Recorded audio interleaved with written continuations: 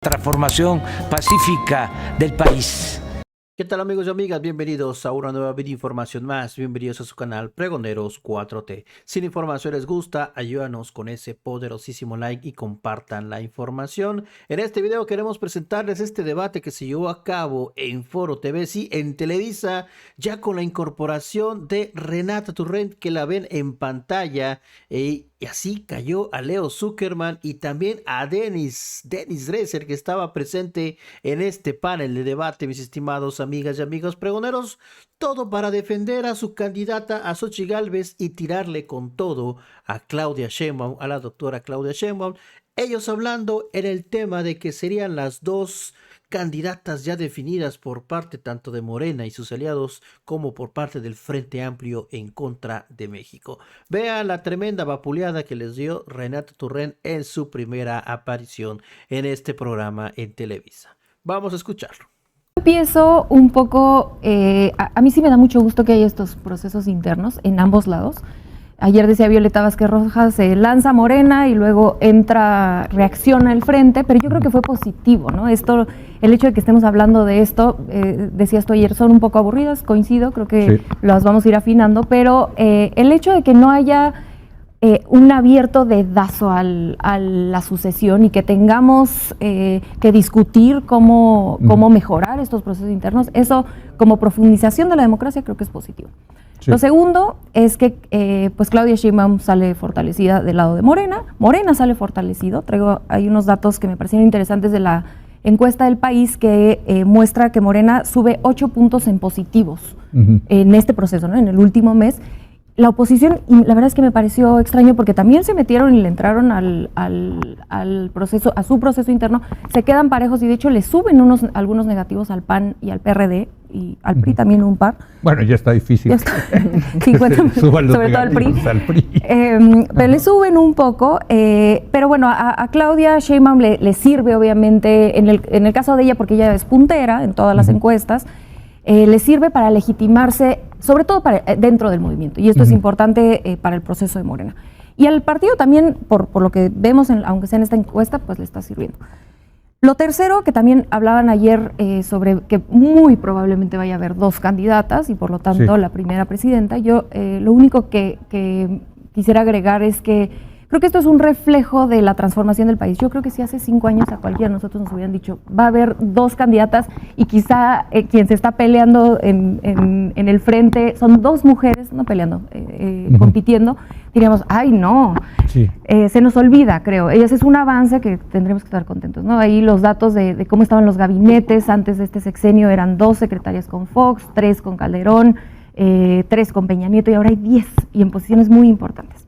Y la última, Movimiento Ciudadano, que te quedaste ahí y nos dejaste en suspenso. Ahorita vamos a hablar de hecho de Movimiento Ciudadano y va a venir Luis Carlos Ugalde. Yo nada más agregaría, ¿no?, en estos nuevos tiempos que con la incorporación de Renata ya son más mujeres colaboradoras en la hora de opinar que hombres. Lo logramos, Denise. Lo logramos. A ver, lo logramos las mujeres de la hora de opinar, claro. Llevamos años exigiendo. Es nuestra victoria y no nos las arrebates. Pero yo nada más la informa. No la estoy presumiendo yo como una cosa mía, pero, o sea, vaya, yo de verdad me siento orgulloso que lo hayamos logrado. Y sí ha sido en gran parte por pues, la presión de las mujeres que muy correctamente decían tiene que haber equidad. Estamos subrepresentadas. Sí, claro. Ya no. Y ya vamos a tener presidenta, Denise, ¿no? Todo indica. ¿Esto ya está decidido? De ninguna manera. Yo resaltaría que lo positivo de las últimas semanas es que hemos visto la inyección del principio de incertidumbre en algo que ya se veía como muy previsible. Antes de que entrara Xochitl Gálvez a la contienda, antes de los procesos internos del Frente Amplio para definir su candidatura, todo parecía que íbamos a regresar a los viejos tiempos en los cuales el presidente designaba a su sucesor o sucesora y sabíamos que esa corcholata iba a ser presidente o presidenta. Este principio de incertidumbre me parece saludable para un proceso que se anticipa como una elección de Estado. yo ahí sí subrayaría algo que me preocupa. Creo que a pesar del principio de incertidumbre, la oposición en este país va a enfrentar un escenario muy complicado. Probablemente sea Xóchitl, pero... ¿Tú crees que sí es probable que sea Beatriz? ¿Todavía le ves probabilidad a Beatriz? No le veo ninguna probabilidad a Beatriz y si... entonces va a ser Xóchitl. Exacto, por eso dije, va a ser Xóchitl. Okay. Si fuera Beatriz, me parece que es un acto de suicidio político por parte del Frente Amplio. Sí. Y me parece que ella sigue en la contienda para conseguir posiciones, posturas, claro. Y que le den algo al PRI a pesar de los saltos negativos. El PRI hoy es el partido con más negativos en todo el espectro político y le va a costar al Frente remontar eso. Pero me preocupa el hecho de que hayamos presenciado en este sexenio la reconfiguración del cordón umbilical entre el partido y el gobierno. Vamos a ver una elección de Estado en cuanto a que creo que sin ningún pudor Morena va a utilizar recursos públicos, programas sociales, su ventaja, o sea, ya el terreno de juego en México no es tan nivelado como lo era antes. Y quien dice esto es el propio Marcelo Ebrard. O sea, lo está diciendo Denise, pero quien lo dijo la semana pasada fue Marcelo. Él, sin presentar pruebas. Sin presentar pruebas, pero basta con salir a la calle, en cualquier mitin de Claudia Sheinbaum, ahí están las pruebas, ojalá alguien lo documente, porque vienen los camiones llenos de acarreados. Pero bueno, creo que hay que estar preocupados por eso frente a un INE que no es el IFE del 94 ni del 96, es un INE, me parece que está más debilitado, más cuestionado.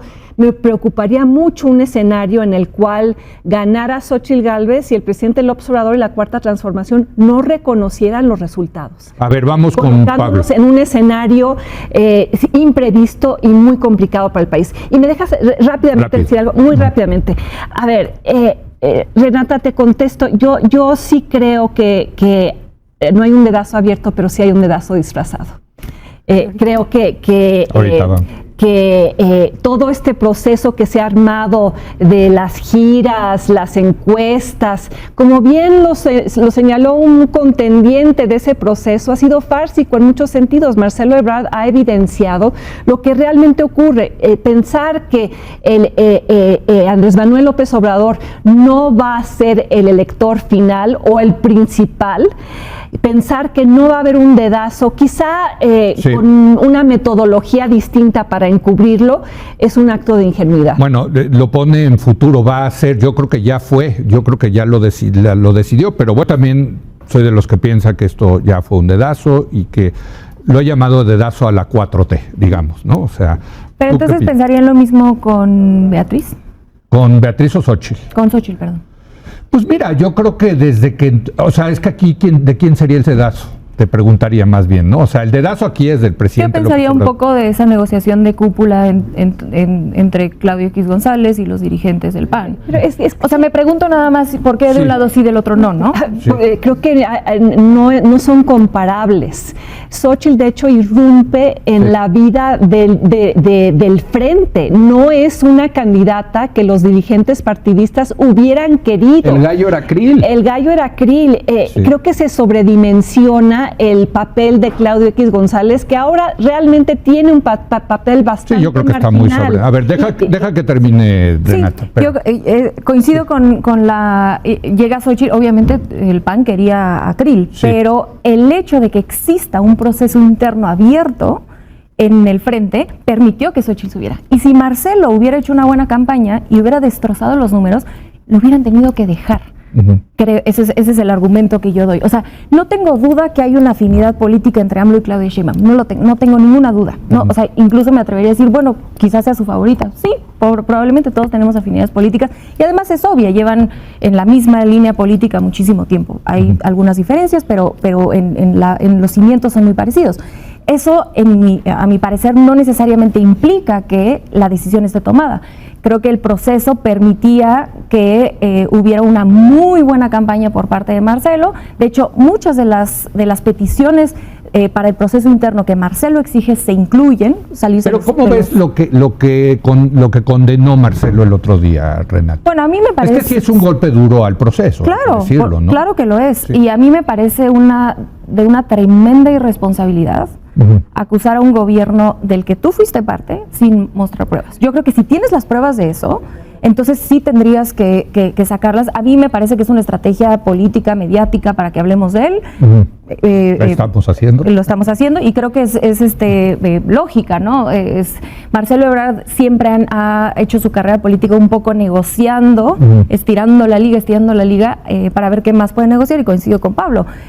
Tanto Beatriz por parte del PRI como Marcelo pues están viendo qué más pueden quedarse, además de la coordinación del Senado en el caso que por cierto, así es la política, ¿eh? Claro que tampoco sí. No nos asustemos, Denise.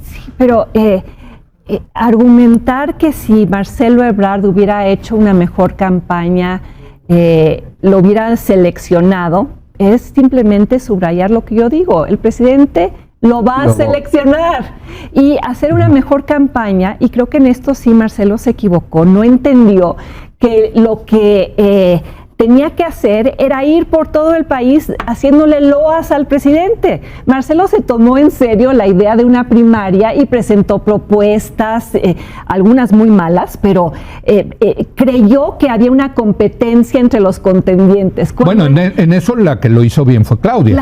Claro. O sea, Claudia tocó por nota, ¿no? Claudia entendió que para ganar la aprobación presidencial o ya cimentarla, lo que tenía que hacer era imitarlo, rendirle pleitesía, besarle los pies, repetir palabra por palabra lo que el presidente ha dicho, adoptar su discurso, adoptar su tono de voz, comer garnachas en las esquinas. Era demostrar su lealtad. Y Marcelo no lo entendió así. Y yo agregaría de un punto a favor de Claudia, es que nunca se enganchó a las provocaciones de Marcelo. Que Marcelo las lanzó. Sí, claro, ¿no? pero si se hubiera enganchado Claudia, se sentía segura. Pero eso pues revela revela también lo fársico del proceso, porque no había confrontación de ideas.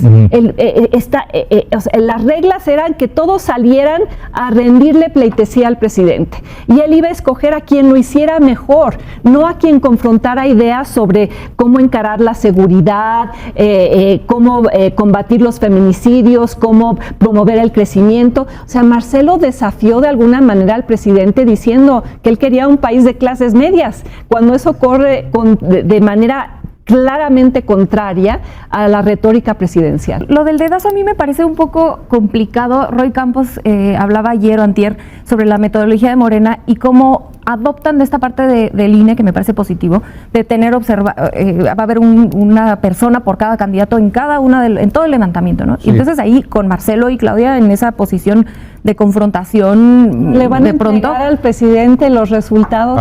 No necesariamente, que digamos tampoco nos queda muy claro cómo funcionarían, por ejemplo, las urnas del frente, ¿no? O sea, como en ese sentido.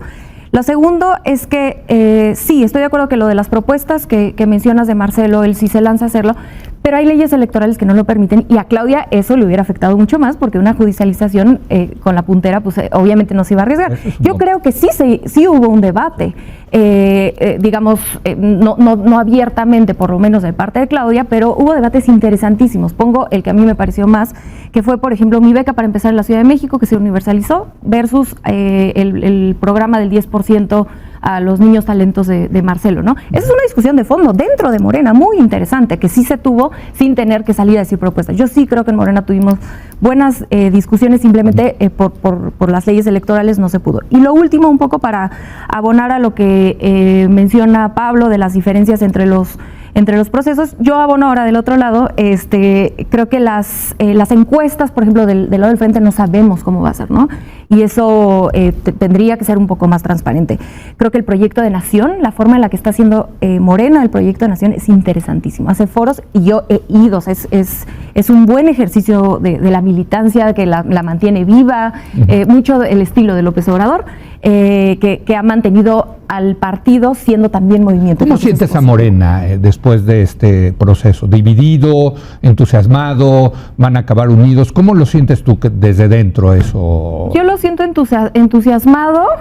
Por supuesto hay una sensación de nostalgia de que el presidente se va, ¿no? El partido, el movimiento quiere muchísimo al presidente y eso pues da cierta, pero creo que esta sucesión adelantada en la cual quien gane la coordinación va a estar de la mano y va a liderar por lo menos el movimiento, eso puede ayudar porque irán juntos, ¿no? Probablemente Claudia con el presidente. Y lo último, nada más, ya sé que hablé mucho, pero lo de los foros me parece muy interesante lo que dice. A mí me gustó el ejercicio de los foros del Frente.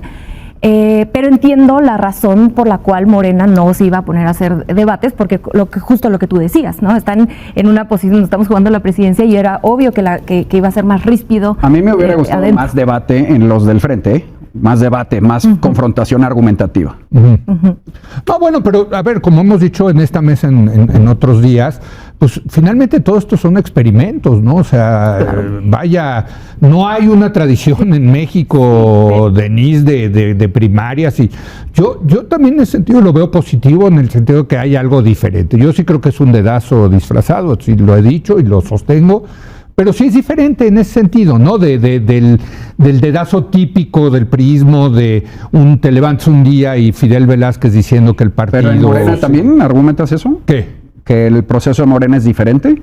¿Que no va a haber un dedazo presidencial? No, creo que sí va a haber dedazo, pero creo que han tratado de legitimar el dedazo con este proceso. Recordemos cómo era el dedazo en la época tradicional del PRI. No había competencia y un día nos levantábamos generalmente en octubre del año anterior salía Fidel Velázquez y decía, hemos consultado a las bases y decidido que el licenciado Carlos Salinas de Gortari será él, ¿no? Sí. Eso era pésimo. Sí. Pero reemplazarlo con una simulación tampoco me parece algo que debamos celebrar. Ok, hombre. Sí. ¿Hacia dónde quieres dirigir la conversación? No, ya para concluir... yo sí quisiera... A ver, para concluir creo que es importante hablar o sea, yo sí creo, y creo que hay consenso en la mesa, de que va a ser Claudia y va a ser Xóchitl. La pregunta es, ¿va a haber unidad? O sea, ¿se va a lograr la unidad? ¿Ves al final planchando a Marcelo, a Dan Augusto, etcétera, y del otro lado al PRI, etcétera? ¿O va a haber disidencia? En Morena va a haber unidad porque la van a comprar, es como el viejo PRI, es la repartición de puestos, posiciones, dinero, la disciplina partidista para que algo te toque. Pero eso es en todos lados, Denise. A ver, ¿cómo disciplinaron a Hillary Clinton cuando Barack Obama? Le dieron la Secretaría de Estado. Sí, pero Leo, creo que hay que regresar a cómo operaba el PRI en los 60s y 70s. El hecho de que no hubiera reelección legislativa, el hecho de que el PRI era como la enorme pelotota de la que se sacaban las pelotitas, que eran esa camarilla ganadora y las demás se disciplinaban. Creo que estamos viendo resucitar muchos de esos procesos dentro de Morena. El PRI también decía que había democracia porque consultaban a las bases y porque todos los que competían por el dedazo presidencial también hacían lo mejor que podían para que ellos fueran los beneficiarios. Entonces, no se nos olvide cómo eran las cosas en el pasado y no equiparemos eso con la disciplina de Hillary Clinton. Me parece muy distinto. Y sí quisiera subrayar algo que no... Pero sí va a haber unidad. ¿Va a haber unidad? ¿En los dos lados? No necesariamente. Yo creo que en el frente va a ser más complicada la unidad, porque tenemos a un PRI que quiere controlar el proceso, tenemos un Partido Acción Nacional que no necesariamente va a apoyar las propuestas progresistas de Xóchitl, tenemos un Movimiento Ciudadano que puede todavía dividir el voto opositor si Dante sigue empeñado en hacerlo. Y finalmente hay otro factor que no pusimos sobre la mesa, que es el intervencionismo constante del presidente, cosa que ya se ha normalizado, pero que es ilegal. Incluso ayer salió en la mañanera otra vez a atacar a Xóchitl Gálvez. Espero que estés de acuerdo conmigo en que es ilegal. La ley electoral lo define como ilegal y él mismo exigió esa legislación restrictiva cuando fue después de la elección del 2006. Entonces, no normalicemos que el presidente aquí está haciendo campaña en favor de su candidata, va a elegir a su candidata, está haciendo campaña en favor de su candidata, está denostando a la candidata opositora y frente a eso el INE le impone medidas cautelares que luego el presidente decide simplemente ignorar. Y eso me parece muy grave y muy criticable. Pablo, va a haber... Ahí lo tienen, mis estimados proneros. Ya no saben ni cómo defender al Frente Amplio, cómo defender al PRIAN, que prácticamente hablan de un dedazo del presidente Andrés Manuel López Obrador hacia Claudia Sheinbaum como su favorita, pero no hablan del dedazo o de prácticamente de esta farsa, de esta simulación que está llevando a cabo pues el PRIAN, mis estimados amigas y amigos pregoneros. Por eso se los dijo en su cara a todos estos chayoteros, a Leo Zuckerman, a Denis Dresser ahí presentes, Renata Turrent, analista política. Nos vemos hasta la próxima, mis estimados pregoneros. Si la información les gustó, ayúdanos con ese poderosísimo like y compartan la información.